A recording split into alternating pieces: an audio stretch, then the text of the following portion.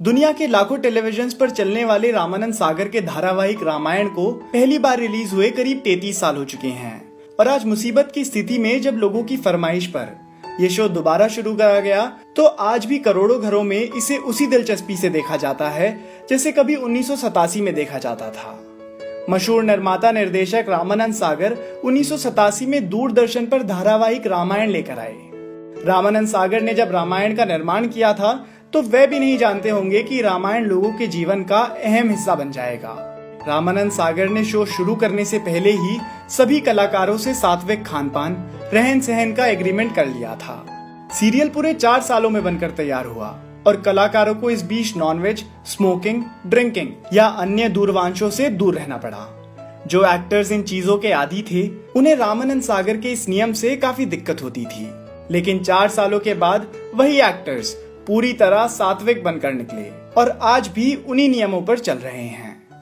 रामानंद सागर का पूरा नाम चंद्रमौली चोपड़ा है। इनका जन्म 29 दिसंबर 1917 को लाहौर, ब्रिटिश भारत में एक धनी परिवार में हुआ था। 1947 में रामानंद सागर भारत विभाजन के बाद भारत आ गए। वे जब भारत आए तो उनकी जेब में केवल 5 आने थे, लेकिन साथ में थे अपने धर्म और संस्कृति के प्रति असीम अनुराग, भक्तिभाव। शायद इसी का परिणाम है कि उन्होंने आगे चलकर रामायण, श्री कृष्ण, जय गंगा मैया जैसे धार्मिक धारावाहिकों का निर्माण किया।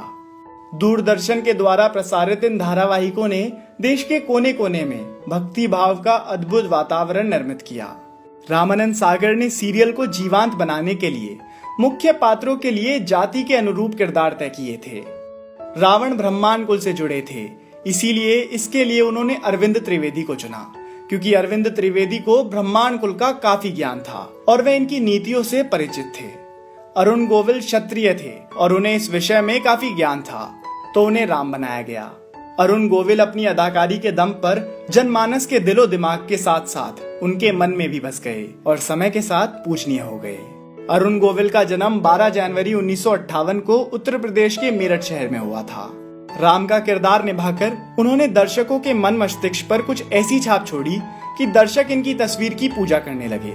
जब भी ये घर से बाहर निकलते तो लोग इनके पैरों में गिर जाते, समस्याएं सुनाने लगते। इसमें एक किस्सा ये भी है कि दिल्ली में एक शख्स ने पार्टी रखी थी जिसमें अरुण गोविल भी आमंत्रित थे। पार्टी में अरुण गोविल अपने साथी कलाकारों के साथ डिनर कर रहे थे। तभी पार्टी के आयोजक अपनी माँ को लेकर वहां पहुंचे और बताया कि माँ यही वो राम हैं जिन्हें आप पूछती रहती हैं। वो महिला 80 के आसपास की उम्र की थी। वो महिला अरुण गोविल को देखते ही उनके पैरों में लेट गई। अरुण गोविल ये सब देखकर अचंभित हो गए और उन महिला को उठने के लिए कहा। इसी वक्त पर उन्हें अपने काम का प्रभाव और अपने काम की तरफ जिम्मेदारी का एहसास हुआ। अब जब अरुण को हर घर में राम के रूप में पहचाना जाने लगा था तो उन्हें काम मिलना बेहद मुश्किल हो जा रहा था, क्योंकि लोग उन्हें आम तौर पर राम के नजरिए से ही देखने लगे थे, जिस वजह से उनका किसी और किरदार में ढलना थोड़ा मुश्किल हो रहा था। इसी वजह से उनका एक्टिंग करियर यूं मानो खत्म सा हो गया हो। फिर उसके बाद करीब 9 से 10 सालों तक वे टीवी की दुनिया से दूर रहे। अरुण एक चमकते सितारे थे, लेकिन उनके पास एक्टिंग के क्षेत्र में ज्यादा काम नहीं था, जिस वजह से उन्होंने प्रोडक्शन का काम संभाला। अपने को स्टार सुनील लोहरी यानी रामायण के लक्ष्मण के साथ मिलकर उन्होंने अपनी एक टीवी कंपनी की शुरुआत करी, जिसके तहत वे कार्यक्रमों के निर्माण से जुड़े रहे और इसमें भी उन्होंने मुख्य रूप से दूरदर्शन के लिए ही काम करा। उन्होंने इसके बाद 80 के दशक में वीपी सिंह के खिलाफ कांग्रेस पार्टी से चुनाव भी लड़ा, लेकिन इन चुनावों में वे जीत ना सके। जब एक इंटरव्यू में उनकी इलेक्शंस में हार के बारे में पूछा गया तो उन्होंने हंसते हुए कहा कि ज्यादातर वोटर्स ने बैलेट पेपर पर मेरा नाम लिखने की बजाय जय श्री राम लिख दिया होगा। ये सुनकर सभी रिपोर्टर्स हंसने लगे। अब अगर हम बात करें रामायण में सीता का रोल करने वाली दीपिका चिकलिया का, तो उनकी शादी के बाद उनका नाम बदलकर दीपिका टोपीवाला हो गया है।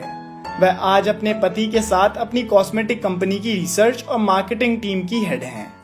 उनकी 2 बेटियां भी हैं। दीपिका का कहना है कि हाल फिलहाल में उनका एक्टिंग में लौटने का कोई खास इरादा नहीं है, हालांकि आज भी उनको धार्मिक रोल्स ऑफर होते रहते हैं। इतना ही नहीं बल्कि कई बुजुर्ग महिलाएं आज भी उन्हें सीता के स्वरूप समझकर पैर छूने को झुकती हैं। कई लोगों को शायद पता ना हो, लेकिन दीपिका सांसद भी रही हैं। उन्होंने बीजेपी के टिकट पर 1991 में वडोदरा से लोकसभा चुनाव जीता था। रामानंद सागर की रामायण की जब जब बात होती है तो जहन में राम सीता से लेकर रावण तक हर किरदार का चेहरा सामने उभर कर आता है। अरुण गोविल और दीपिका चिकलिया को तो लोग आज भी राम सीता के रूप में पूजनीय मानते ही हैं, लेकिन आप लोगों को बता दूं कि रावण का रोल निभाने वाले एक्टर अरविंद त्रिवेदी को लोग असल जीवन में भी रावण जैसा ही मानने लगे थे। रामायण के रावण की गर्जन को भला कौन भूल सकता है। मूल रूप से मध्य प्रदेश के रहने वाले अरविंद ने अपने करियर की शुरुआत फिल्म पराये धन से करी थी। इसके बाद उन्होंने कुछ हिंदी फिल्मों के अलावा कई गुजराती फिल्मों में भी काम करा और इंडस्ट्री में अपनी पहचान कायम करी। अरविंद ने करीब 300 फिल्मों में काम किया हुआ है। वैसे अरविंद त्रिवेदी रावण का रोल नहीं करना चाहते थे। एक इंटरव्यू के दौरान अरविंद ने बताया कि वह तो रामानंद सागर से केवल एक रोल मांग रहे थे, लेकिन रामानंद सागर ने उन्हें रामायण की स्क्रिप्ट थमा दी। स्क्रिप्ट पढ़कर अरविंद ने कुछ जवाब नहीं दिया और वहां से चले गए।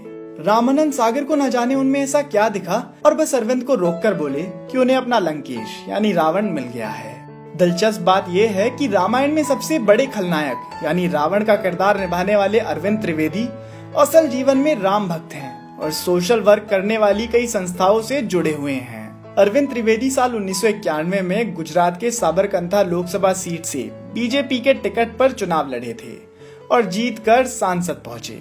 रामायण में हनुमान बने एक्टर दारा सिंह का नाम आज भी लिया जाता है। दारा सिंह हनुमान के रोल के लिए सबसे ज्यादा लोकप्रिय हुए और वे इस रोल के लिए पूरी तरह से परफेक्ट माने जाते थे। दारा सिंह को हनुमान का रोल इत्तेफाक से मिल गया था।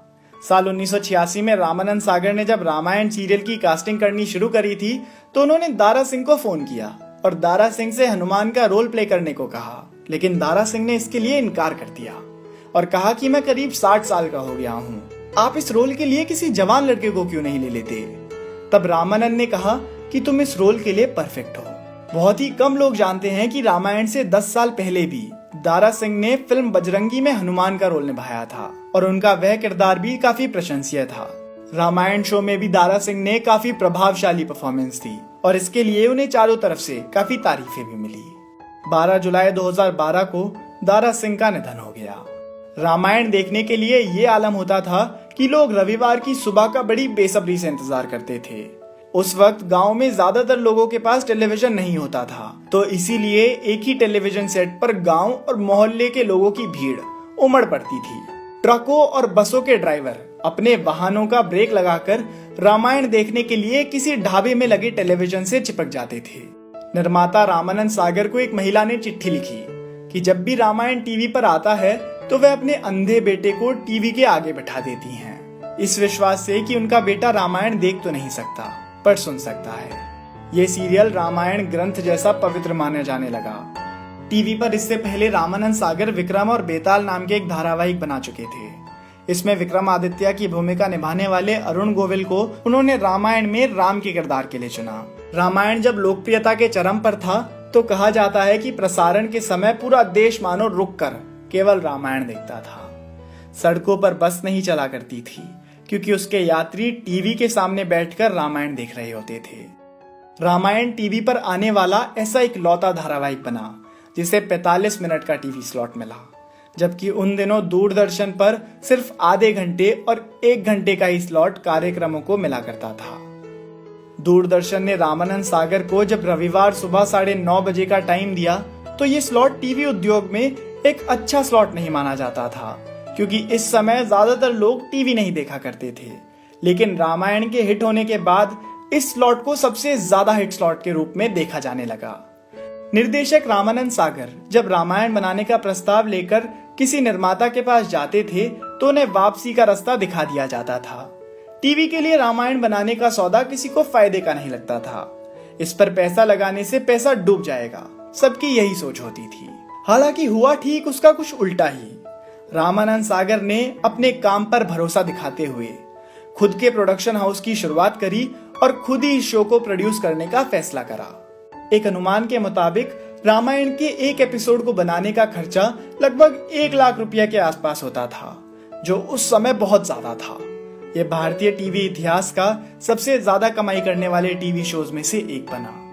इस शो की सफलता से इस शो को बनाने वालों के जीवन में तो बदलाव आया ही, साथ ही साथ इसके व्यूअर्स के जीवन पर भी बहुत अच्छा प्रभाव पड़ा। जहां मॉडर्नाइजेशन जैसी चीजों से हमारे देश का इतिहास कहीं गुम होता जा रहा है, वहीं रामायण जैसे टीवी शोज हमारे देश की जनता का हमारे देश के इतिहास में विश्वास वापस लौटा रहे हैं। रामानंद सागर की मृत्यु 12 दिसंबर 2005 को मुंबई में हुई। अगर आपको ये वीडियो पसंद आई हो तो आप इस वीडियो को अपने दोस्तों के साथ जरूर शेयर कीजिएगा। और इस वीडियो के लिए हम एम रखते हैं 10,000 लाइक्स का। अगर आप ऐसी वीडियो पहली बार देख रहे हैं और ऐसी और वीडियोस देखना चाहते हैं तो दोस्तों इस चैनल को सब्सक्राइब कर लीजिए, क्योंकि मैं आपके लिए ऐसी वीडियोस लाता रहूंगा। धन्यवाद।